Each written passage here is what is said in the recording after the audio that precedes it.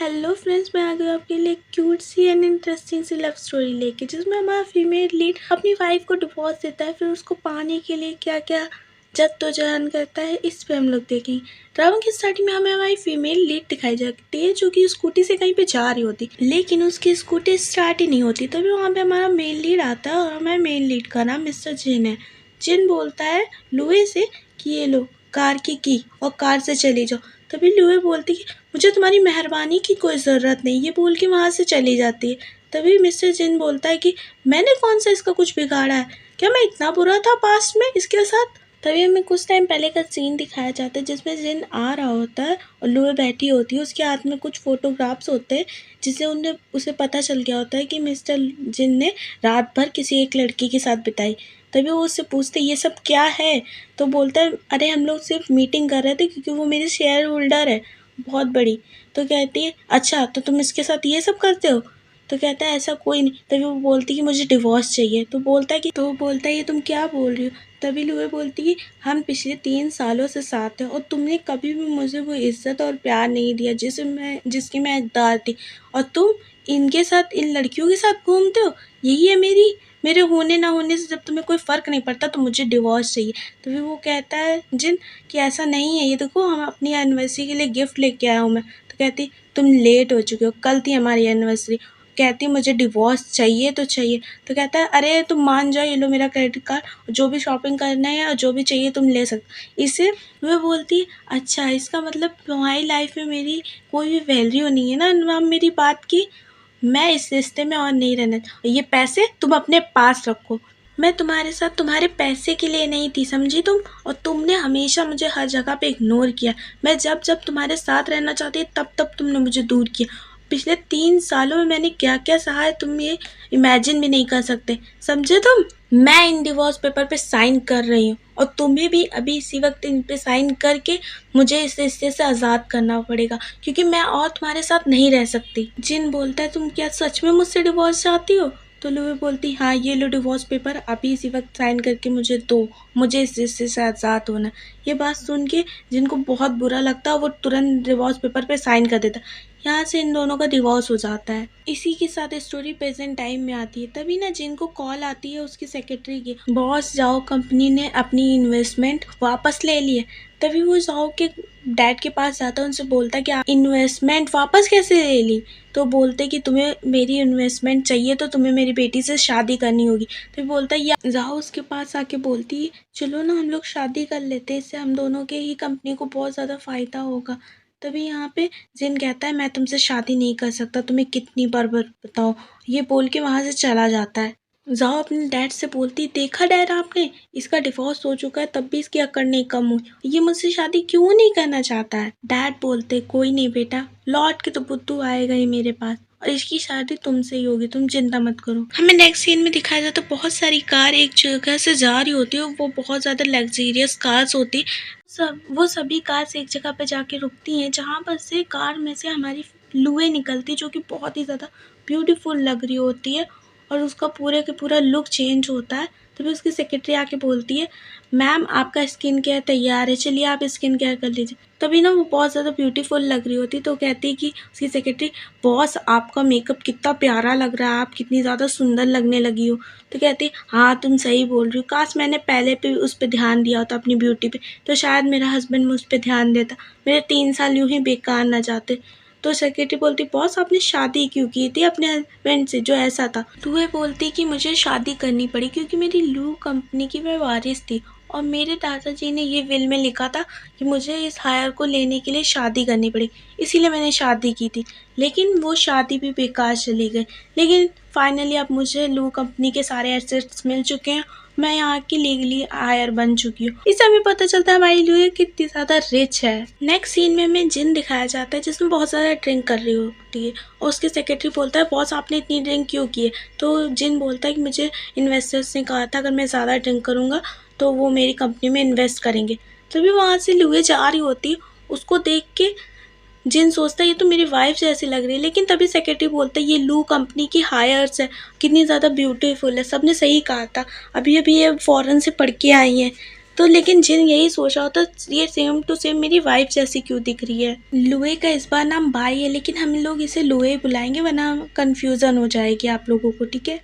Secretary ये भी बोलता है कि कितनी ज़्यादा सुंदर है, सुंदरता के साथ साथ क्या ये इस कंट्री की रिचेस्ट वुमेन भी है ना बॉस। नेक्स्ट सीन में मैं दिखाया था जिन की तबीयत बहुत ज़्यादा ख़राब हो गई होती है ज़्यादा ड्रिंक करने की वजह से, और वो इधर उधर गिर रहा होता है, उसकी तबीयत बहुत ख़राब होती है। तभी वो अपनी सेक्रेटरी को कॉल करता है कि तभी वो फेट हो जाता है। तभी हमें जिनको दिखाया जाता है हॉस्पिटल ले जाया जाता है, जहाँ पे उसकी तबीयत बहुत ही ख़राब हो जाती है, अचानक से उसकी डेथ हो जाती है। तभी हमारे लुए का सपना टूटता है, उसे पता चलता है ये तो एक सपना था। लुए सोचती है अब तो मेरा उससे डिवोर्स हो रहा है, फिर भी मैं उसके बारे में क्यों सोच रही हूँ, उसने मुझे मदद के लिए बुलाया, मैंने उसकी हेल्प कर दी, लेकिन मुझे ऐसे ऐसे सपने क्यों आ रहे हैं।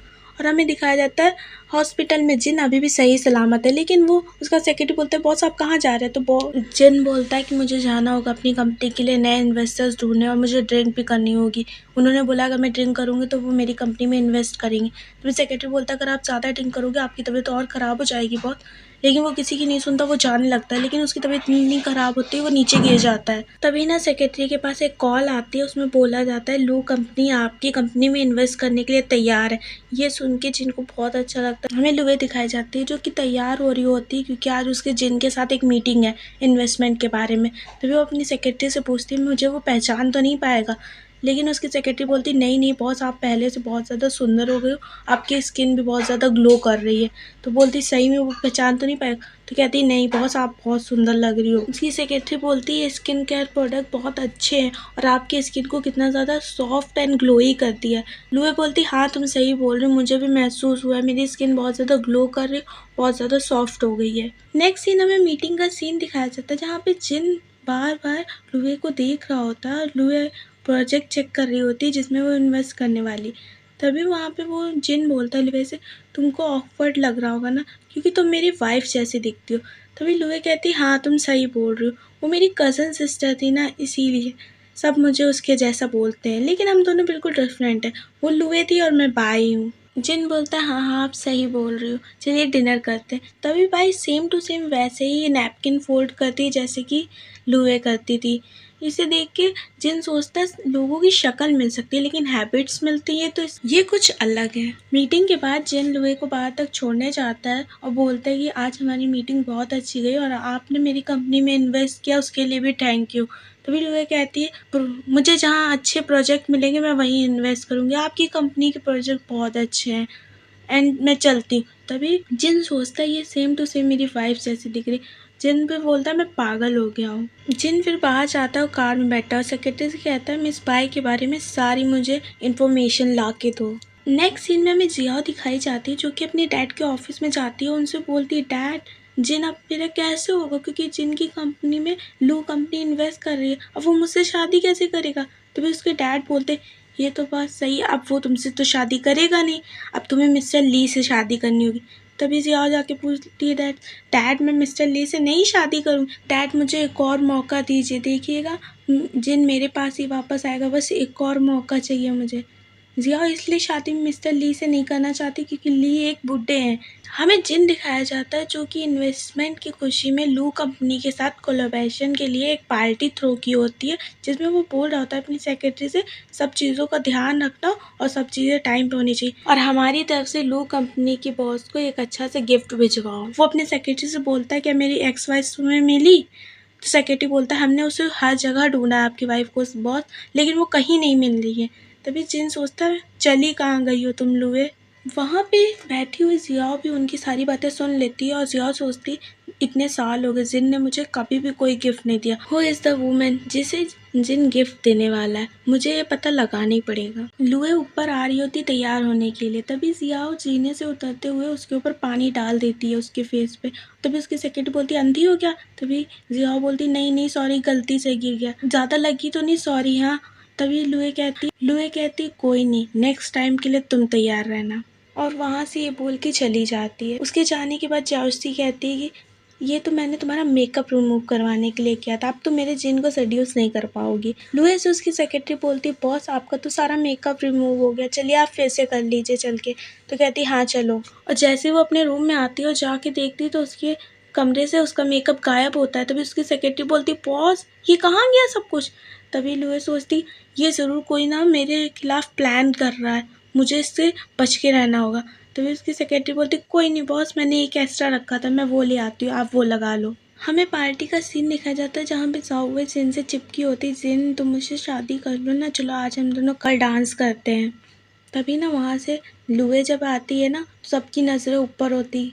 लू कंपनी की वारिस कितनी ज़्यादा सुंदर है, सबने कहा था, लेकिन ये कितनी ज़्यादा सुंदर और कितनी प्रेटी है। सबकी आंखें फटी की फटी रह जाती है और जिन तो लुए को देखते ही रह जाता है और लुए भी बहुत ही प्यारी लग रही होती है। या उसे देख के तब समझती है कि ये लू फैमिली की डॉटर है। लुए सीधा जिन के पास आती है और बोलती मिस्टर जिन, और जिन तो लुए की ब्यूटी में इतना खो गया होता है उसे किसी का चीज़ का होश ही नहीं होता। तभी जिन उसे लुए जिन बोल के बुलाती है, तभी उसको होश आता है। तभी ना वहाँ पे एक लड़की आती है, वो पूछती है आप मिस्टर लुए हो ना, लू फैमिली की वारिस? तो कहती हाँ हाँ, आपकी स्किन कितनी सुंदर और ग्लोई है। तो उससे उसकी स्किन प्रोडक्ट मांगते हैं, आपका कौन सा स्किन केयर है? तभी वो लड़की बोलती वाह, आपके स्किन केयर प्रोडक्ट्स कितने अच्छे हैं और आपकी स्किन भी कितनी प्यारी, आप कितनी सुंदर लग रही हो।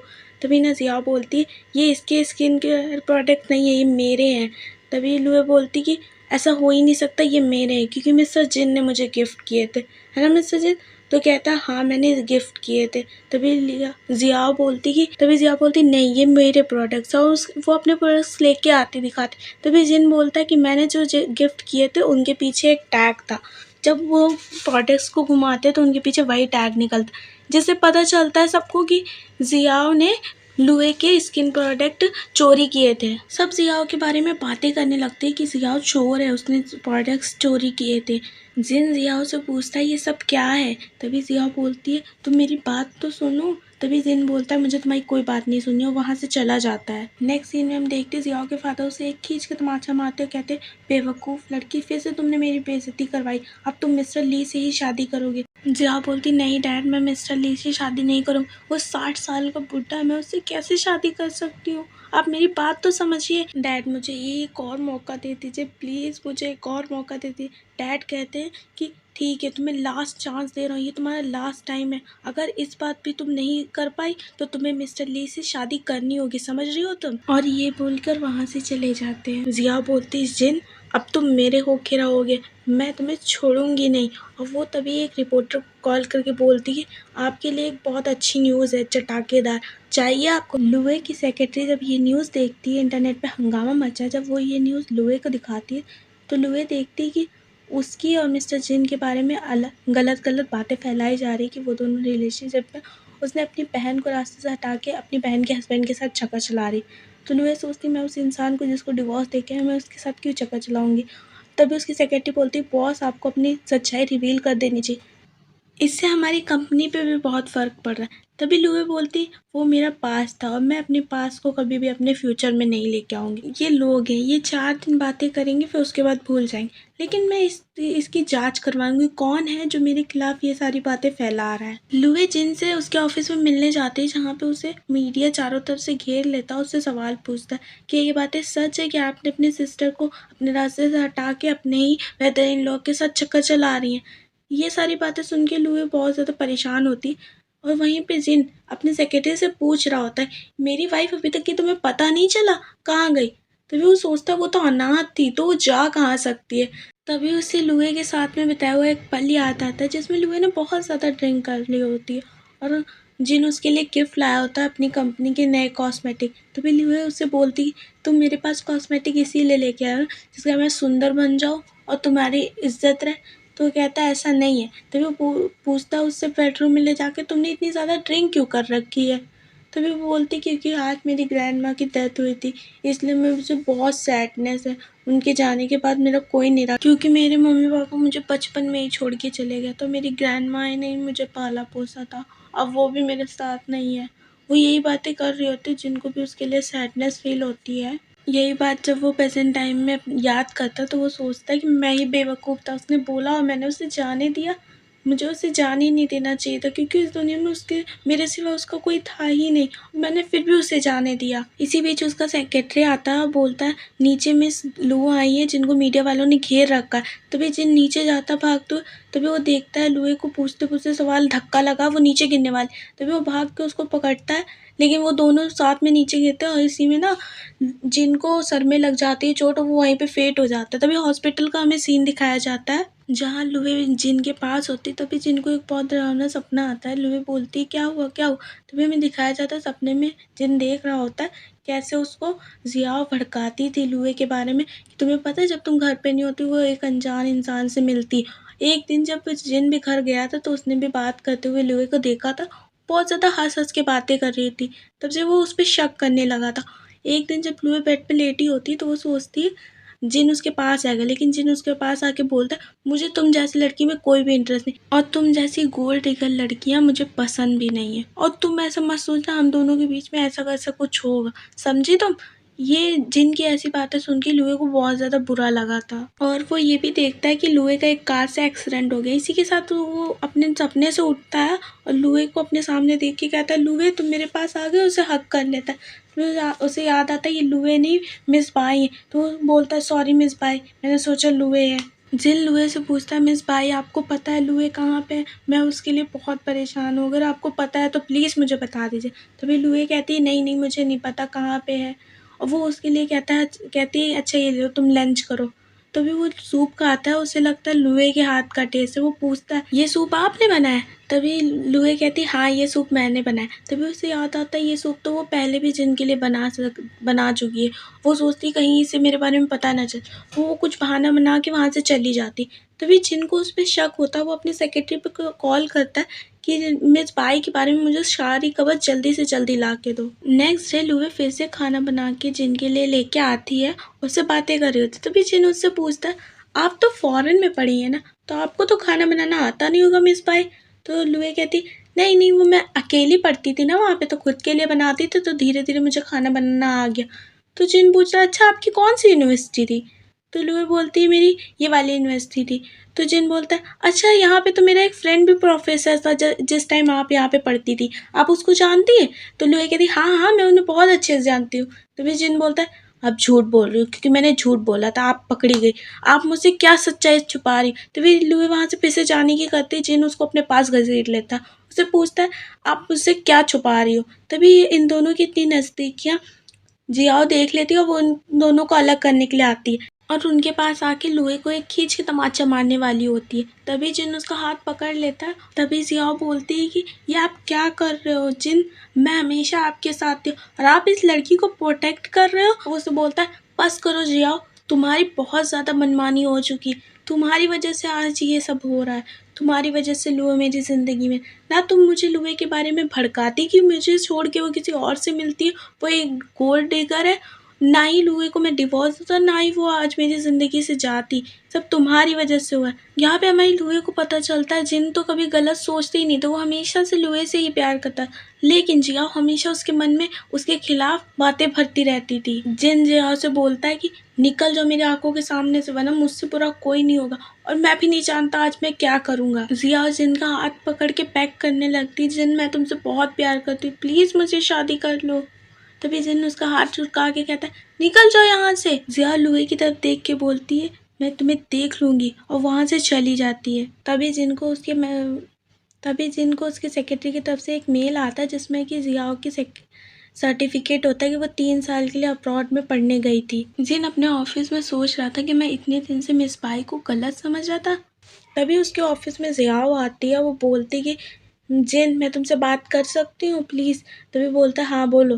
तभी वो बोलती है मैं बहुत ज़्यादा सॉरी हूँ और मेरे डैड भी बहुत ज़्यादा सॉरी है, इसलिए हम तुम्हें डिनर पे इनवाइट करने आए। अगर तुम आज डिनर पे आओगे तो हम लोग अपनी माफ़ी मांगना चाहते हैं तुमसे।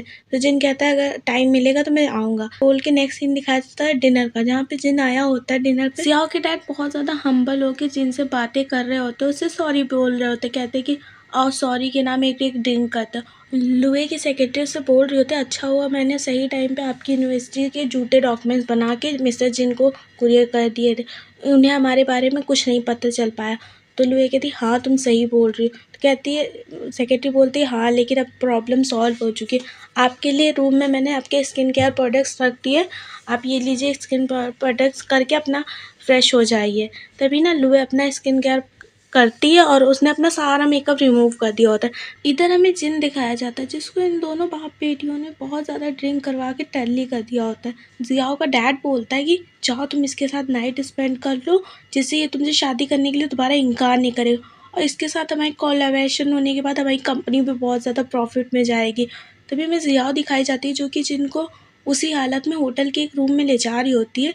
उसी होटल में हमारी लुए ने भी स्टे किया होता है, जहाँ जहाँ पे वो देख लेती है जियाओ को जिनको ले जाते हुए। तभी वो एक वेट्रेस बन के आती है और जियाओ से कहती है ये हमारे होटल का रूल है, आपको अपनी आईडी दिखानी होगी। तो जियाओ अपनी आईडी दिखाती है तो लुए कहती कि अरे आप तो वही है ना जो मिस्टर जेन के पीछे पड़ी थी। लेकिन वहाँ से कुछ लोग जा रहे होते हैं, वो भी उसकी बात खड़े होकर सुनने लगते। ये बात देख के जियाओ घबरा जाती है और लुए से अपना कार्ड लेके भाग जाती है। जियाओ के जाने के बाद लुए जिन की हेल्प करती है और उसको अंदर रूम तक लेके जाती है। जिन लुए का फेस पकड़ के कहता है कि लुए तुम आ गई, मैंने तुम्हें कितना मिस किया। तभी लुए कहती है नहीं नहीं वो मैंने मेकअप नहीं लगाया, मैं बाई हूँ। तो कहती है नहीं तुम मेरी लुए हो, और उसको बेड पे पकड़। तो कहते हैं नहीं नहीं मैं बाई हूँ, मैंने मेकअप नहीं लगाया इसलिए आपको लग रहा। जिन बोलता है नहीं तुम मेरी लुए हो, मैंने तुम्हें कितना मिस किया लुए, मैं तुमसे बहुत प्यार करता हूँ, मुझे तुम्हें जान ही नहीं देना चाहिए था। तो वो उसको किस करने लगता है और लुए भी उसको रिफ्यूज़ नहीं करती। फिर हमें नेक्स्ट मॉर्निंग का सीन दिखाया जाता है जहाँ पे जिन सो रहा होता है। लुए सोचती है अब मुझे यहाँ से निकलना चाहिए, वो अपने कपड़े पहन के भाग रही होती है। तभी जिन उठ जाता है, उसको पकड़ लेता है, कहते तुम कहाँ जा रही हो लुए। लुए बोलती मिस्टर जिन मैं लुए नहीं हूँ, मैं बाई हूँ, आपको इसलिए लग रहा होगा कि मैंने मेकअप नहीं किया। तुम जिन बोलता है नहीं मुझे मालूम है, मैंने कल रात अच्छे से देखा, तुम लुए ही हो। तो लुए बोलते तुम्हें कैसे पता चला मैं हूँ। तो वो कहता है कि मुझे पहले से पता था तुम ही हो। तो कहती अच्छा तुम्हें पहले से ही पता चल गया था। वो उसको कसके से हक कर लेता है। लुए कहती नहीं मुझे जाने दो। कहता मैंने तुम्हें कितना मिस किया, मैंने तुम्हें कहाँ कहाँ नहीं ढूंढा, मैं तुम्हारे बिना पागल हो रहा था, और तुम हो कि मेरे पास हो के भी मुझसे दूर जा रही हो। वो देखो मेरी कंपनी के नए लॉन्च कॉस्मेटिक प्रोडक्ट, तुम हमेशा कहते थे ना मैं तुम्हारे लिए कोई भी स्किन केयर प्रोडक्ट्स जल्दी नहीं लाता था, देखो मैंने स्पेशली तुम्हारे लिए ला के रखा है। वो उसको लेके जाता है गोद में उठा के बाथरूम में, स्किन प्रोडक्ट्स अप्लाई करता है उसके फेस पे बहुत ही प्यार से। जिन लुए से पूछता है कि तुमने अपनी सच्चाई मुझसे क्यों छुपाई, कि तुम गरीब नहीं हो, शादी के बाद भी तो तुम मुझे अपनी सच्चाई बता सकती थी ना।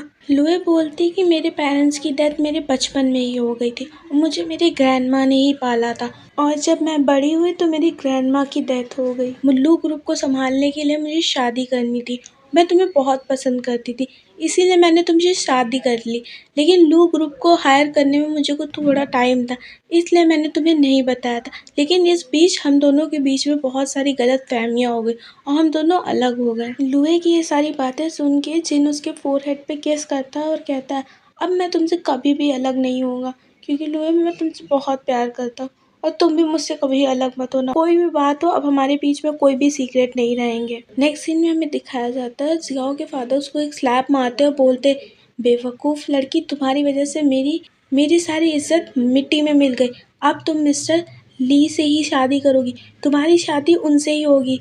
जियाओ अपने पापा से गिड़गिड़ाती रह जाती, नहीं डैड मैं उनसे शादी नहीं करूँगी। तभी वो उसको कमरे में लॉक करके चले जाते हैं। लुए और जिन दिखाया जाता है जो कि अपनी डेट पे आए होते हैं। तभी जिन उससे कहता है मैं 2 मिनट में वॉशरूम होके आता हूँ। तभी वहाँ पे जियाओ आती है और वो लुए से बोलती मुझे तुमसे कुछ बात करनी है। तभी वो जियाओ अपनी प्रॉब्लम लुए को बताते कि मेरे डैड मिस्टर ली से मेरी शादी करना चाहते हैं जो कि एक 60 साल के बुढ़े, मैं क्या करूँ, इसीलिए मैं जिन से शादी करना चाहती थी, इसीलिए उसके पीछे पड़ी थी। मैं तुमसे बेग करती हूँ प्लीज़ इस टाइम मेरी हेल्प कर दो। लुई बोलती आओ बैठो यहाँ पे। वो उससे बात करती, वो उससे बोलती क्या तुम्हें पता है तुम्हारे फादर का एक नाजायज़ बेटा भी है।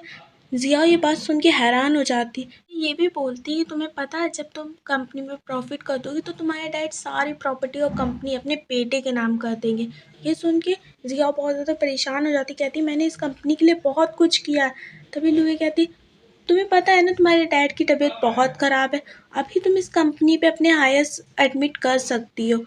तो जियाओ कहती हाँ तुम सही कह रही हो, और वो उसको थैंक्स बोल के वहाँ से चली जाती है। तभी वहाँ पे जेन आता, बोलता है तुम्हारी जियाओ से बड़ी पटरी बन रही, और तुम्हें कैसे पता इतने सब इसके बारे में? तो कहती मुझे अपने दोस्तों और दुश्मनों के बारे में जानकारी रखनी चाहिए ना। जियाओ के डैड हॉस्पिटल में बैठ के अपने बेटे को कॉल कर रहे होते, वो नालायक लेकिन कॉल ही नहीं उठा रही होता है।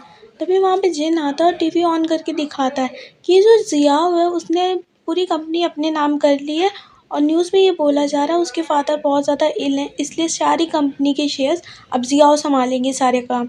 तभी वहाँ पे वो चिल्लाते नहीं ये मैं अपनी सारी प्रॉपर्टी अपने बेटे को दूंगा।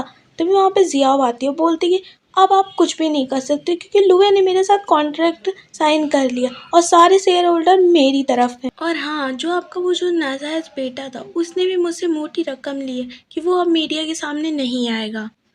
और वो वहाँ से सब चले जाते हैं। उसके डैड चिल्लाते रह जाते हैं नहीं मैं अपनी सारी प्रॉपर्टी अपने बेटे के नाम करूँगा।